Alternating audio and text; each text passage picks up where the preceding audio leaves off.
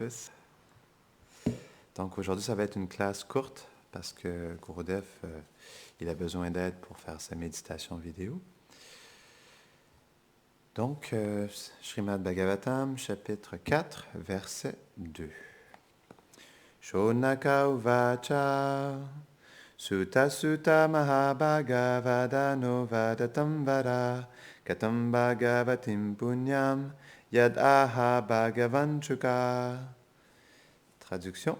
Shonaka dit, ô révéré Sutta, ô Sutta, toi qui es le plus béni et le plus grand orateur des divertissements divins du Seigneur, prends place, je t'en prie, et accorde-nous la grâce de nous éclairer en exaltant ce texte sacré, le Bhagavatam, que le sage divin Shuka narra au roi Parikshit. Commentaire. À cause de sa joie débordante, Shonaka s'adressa à Sutta par 2 fois.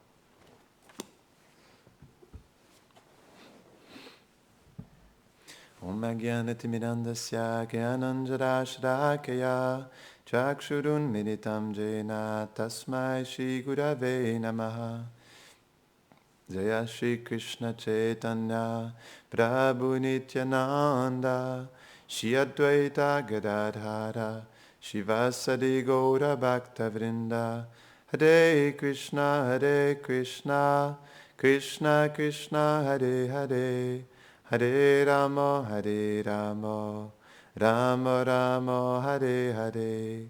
Namahum Vishnupadaya, Krishna Prashtaya Bhutare, Shrimate Bhaktivedanta, Swaminiti Namine, Namaste Saraswati Deve, Gauravani Pracharine, Nirvishesha Shunnavadi, Pashtatyade Shatadine. Donc, comme lundi, c'est l'apparition de Balaram, je vais vous partager 2 petites histoires aujourd'hui. En commençant par Nityananda Prabhu. Il y a une très belle histoire. Lorsque Nityananda Prabhu il faisait le parikrama de Govardhan, il est tombé sur un brahmana qui avait une petite maison sur le bord de la colline Govardhan. Et c'était quelqu'un qui avait un amour profond pour le Seigneur Balaram. Et comme il avait un amour pour Balaram, lorsqu'il est sorti de son bhajan kutir, il a été très attiré par le Seigneur Nityananda. Et donc, lorsqu'il a vu Nityananda, il ne savait pas pourquoi, mais il avait un amour spontané pour Nityananda. Il le trouvait très attirant. Et donc, Nityananda Prabhu il lui a demandé qu'est-ce qu'il faisait à Govardhan, parce qu'il voyait qu'il était absorbé dans son bhajan kutir. Et c'est à ce moment-là que le brahmana il lui a révélé que donc c'est un brahmana qui était très âgé. Et toute sa vie, il avait personnellement adoré Balaram. Toute sa vie, justement, il avait attendu de recevoir le darshan de Balaram, mais il ne l'avait jamais reçu. Et donc, il se faisait âgé, il était sur le point de quitter son corps. Et donc, dans une lamentation, il s'est plaint à Nityananda Prabhu et il lui a dit « Oh, quand est-ce que Balaram pourra un jour me donner son darshan? Toute ma vie, je lui ai adoré, je lui ai offert une adoration spéciale. Toute ma vie, j'ai attendu son darshan. Je l'ai adoré, je lui ai offert de la nourriture, mais il n'est jamais venu. Est-ce qu'il viendra avant que je quitte mon corps? » Et donc, c'est resté comme ça. Et en fait, non. Quand il a rencontré Nityananda Prabhu, il lui a donné tout ce qu'il avait. Il lui a donné du yaourt, du beurre, du fromage, j'imagine du panir ou quelque chose comme ça. Et donc, il l'a assis, puis il l'a nourri personnellement. Et donc, Nityananda Prabhu, il a été très satisfait de ce service du brahmana. Et donc, c'est resté comme ça. Nityananda Prabhu, il a continué son parikrama de Govardhan. Et pendant cette nuit-là, le brahmana, lorsqu'il s'est endormi, il a rêvé à Nityananda Prabhu avec ses yeux pareils au lotus, qui lui a fait un petit clin d'œil. Et donc, il a été vraiment pris d'amour pour Nityananda. Et donc, il s'est levé au beau milieu de la nuit. Il était à 1h du matin. Et comme il a vu Nityananda dans son rêve, il s'est demandé, mais qui est cette personnalité? Il se demandait qui était réellement cette personne. Pourquoi était-il autant attiré par cet être mystérieux? Donc, au beau milieu de la nuit, il est sorti de son bhajan kutir et il a essayé de trouver Nityananda Prabhu. Il a cherché partout. Il criait « Nityananda, Nityananda ». Et à un moment donné, comme il faisait noir, il ne savait pas où il était.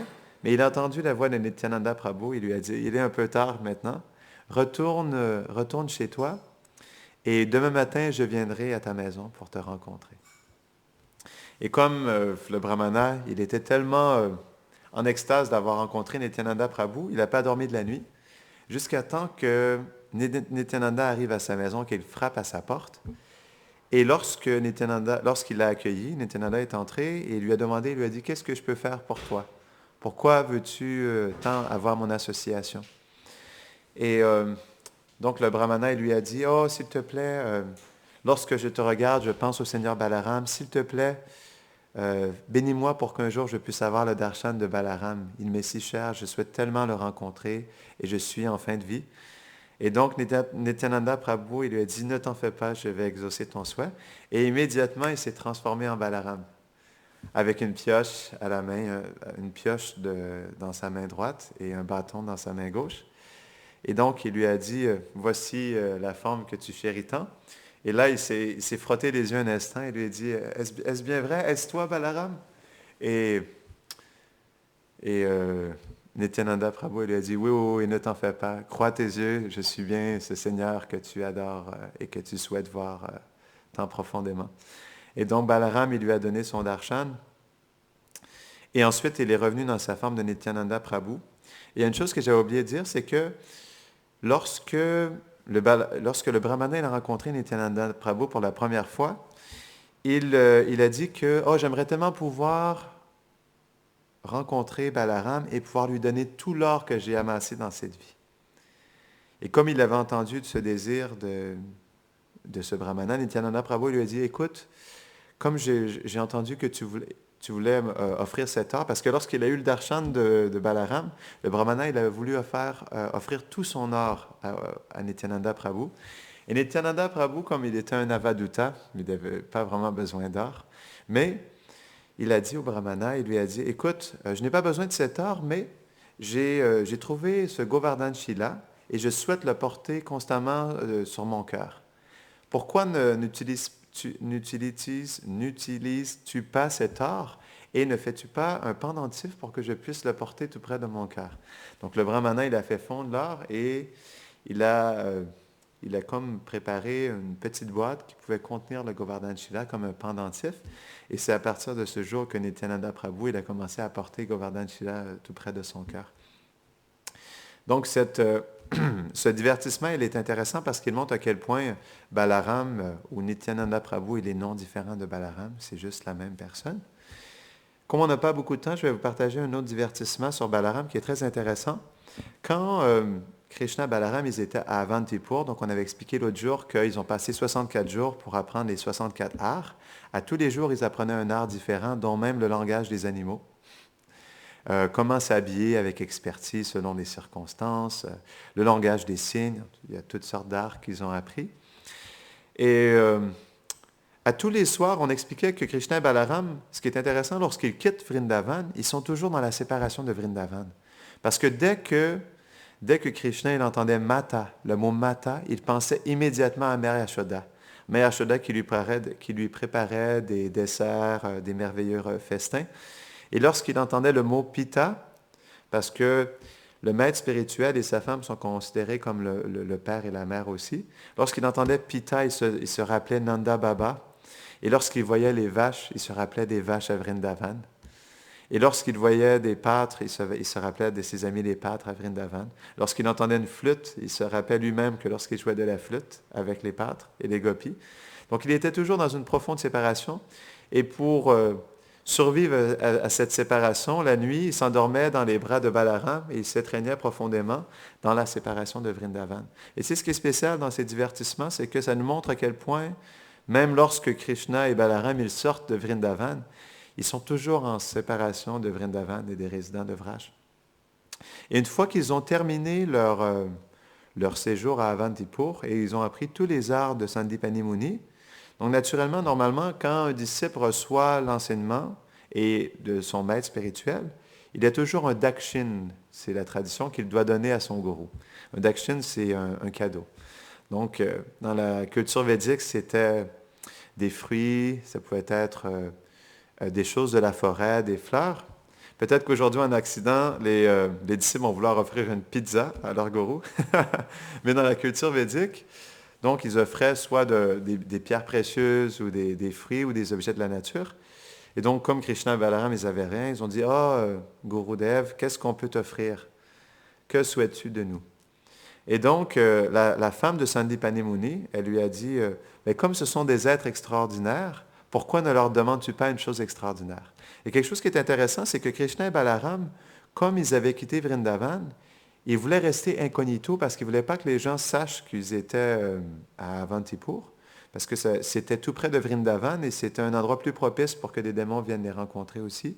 Donc, ils n'avaient pas divulgué leur nom à leur maître spirituel. Et la seule chose la seule appellation que Sandipani il avait, c'était celui qui est sombre et celui qui est blanc, celui qui est pâle. Et donc, Sandipani Muni il leur a demandé, comme il avait un fils qui avait quitté son foyer et qui avait quitté son corps lorsqu'il était allé à l'océan, Sandipani Muni, il a demandé à Krishna Balaram de retrouver son fils et de le ramener à la maison.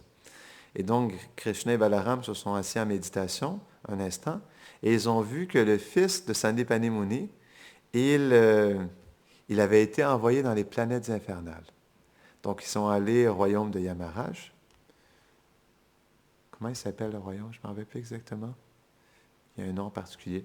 En tout cas, ils sont allés au portail du royaume de Yamaraj. Ils ont frappé à la porte, et là, les gardes, ils ont vu que c'était Krishna et Balaram, donc ils ont ouvert le portail.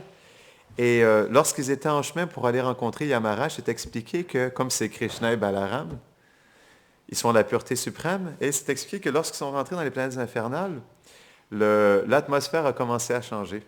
Même les machines de torture, les couteaux ou toutes les armes qui étaient utilisées pour torturer les âmes qui étaient dans les planètes infernales n'arrivaient plus à couper.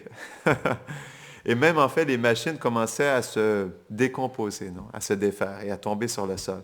Et c'est même expliqué que tous les âmes qui étaient dans les planètes infernales et qui ont eu le darshan de Krishna Balaram, ils étaient libérés. Il y a même des milliers et des milliers de vimana, non? Des aéronefs de Vaikuntha qui sont descendus dans les planètes infernales pour aller chercher ces âmes qui avaient commis trop d'actes pécheresses, d'activités impies. Et donc, il y a des milliers de Vamana qui les ont ramenés dans le royaume de Vaikuntha. Donc, telle est justement la miséricorde de Krishna et Balaram. Et donc, ils ont rencontré Yamaraj en personne, et Yamaraj, il était tellement touché de pouvoir avoir le darshan de Krishna et Balaram, et il leur a demandé qu'est-ce qu'ils pouvaient faire pour les aider. Et donc, Krishna et Balaram ont dit, on cherche le fils de Sandipani Muni, on sait qu'il est dans les planètes infernales. Et il était dans les planètes infernales parce il avait, dans le passé, accompli des activités abominables. Et donc, à cause de ça, il devait recevoir des punitions dans les planètes infernales. Et donc, Yamaraj, il leur a dit, « Ah, écoutez, donc il est ici parce qu'il doit subir des réactions de ses activités passées. » Et Krishna a dit, « Non, c'est pas grave, c'est notre gourou d'action, donc notre gourou nous a demandé d'apporter son fils. Donc, on souhaite le ramener à la maison. » Donc, Yamaraj, immédiatement, il leur a dit, « Je ne peux pas ramener son corps, parce que son corps a été détruit malheureusement, mais je peux vous ramener son âme. » Donc, il est allé chercher l'âme du fils de Sandipani Muni et il l'a placé dans la main de Krishna. Donc, Krishna, il l'a pris dans sa main, et lorsqu'il l'a regardé, donc il a touché, et il a pressé. Ensuite, elle a repris sa forme comme le fils de Sandipani Muni. Et donc, Krishna a dit, « Ah, maintenant, on peut repartir, on a notre gourou Dakshin. » Donc, ils ont amené le fils et sont allés jusqu'à Avantipur. Et donc, ils ont rencontré Sandipani Muni. Et lorsqu'il les a vus, les trois, il était complètement touché. Et il leur a dit, « Comme vous revenez des planètes infernales, laissez-moi vous donner du prashadam. » Donc, il a bien nourri Krishna, Balaram et son fils.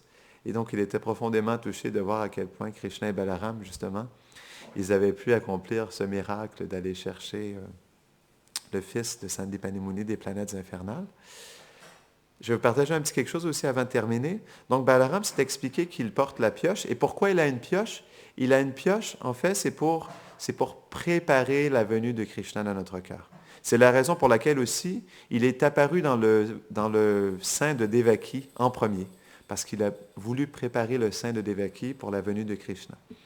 Et donc, Balaram, avec sa pioche, c'est expliqué dans le 7e chant du Bhagavatam, avec sa pioche, Comme en fait, Prabhupada explique qu'il représente l'agriculture, Krishna représente les vaches, et Balaram représente l'agriculture. Donc avec sa pioche, il vient creuser en fait la terre de notre cœur pour enlever les mauvaises herbes et préparer notre cœur à recevoir Krishna.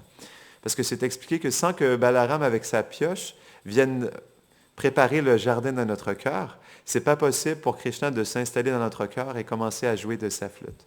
Donc Balaram, pour nous, il est extrêmement important parce qu'il est Samasti Guru Tattva. Il est en fait le principe du gourou originel. Et donc, c'est lui qui, par l'entremise des maîtres spirituels, des acharyas et de notre propre gourou, c'est lui qui vient en fait et qui nous délivre et qui nous amène au pied de Krishna. Donc, comme la venue de Balaram est très bientôt, on devrait méditer sur ce fait que Balaram, il est là pour nous aider à préparer notre cœur à recevoir Krishna. Pour qu'on puisse justement avoir l'espace disponible pour accueillir Krishna dans notre cœur. Donc, on va terminer ici. Est-ce qu'il y a des questions ou des commentaires avant qu'on termine? Jai Shri Krishna Balaram Ki Jai.